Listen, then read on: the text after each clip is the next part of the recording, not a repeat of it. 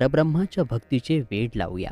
आपले प्रत्येक काम स्वामी सेवेच्या भावनेने करूया.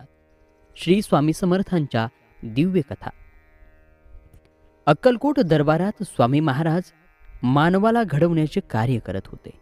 स्वामी गुरु आहेत आणि श्री गुरु हे आपल्या शिष्यांमध्ये असलेले अज्ञान दुर्गुणाला मिटवतात. यातच मानवामध्ये असलेला दुर्गुण म्हणजे आळस, आणि ह्या दुर्गुणावर स्वामींनी तर अतिशय घनघाती प्रहार केला होता. त्या दिवशी असाच एक आळशी मनुष्य स्वामींच्या दरबारात आला आणि आपली इच्छा व्यक्त करू लागला. तोच स्वामी महाराज अतिशय क्रोधित झाले. स्वामींचा चेहरा क्रोधाने लालबुंद झाला आणि त्यांच्याकडे बघून 3-4 वेळा मोठ्याने बोलले, आळशी लोकांचे तोंड पाहू नये. स्वामी भक्त हो, स्वामींचे हे क्रोधायमान रूप बघून त्या व्यक्तीच्या सर्वांगाला कापरे सुरू झाले. अंगातून घाम टपटपू लागला आणि आता आपले काही खरे नाही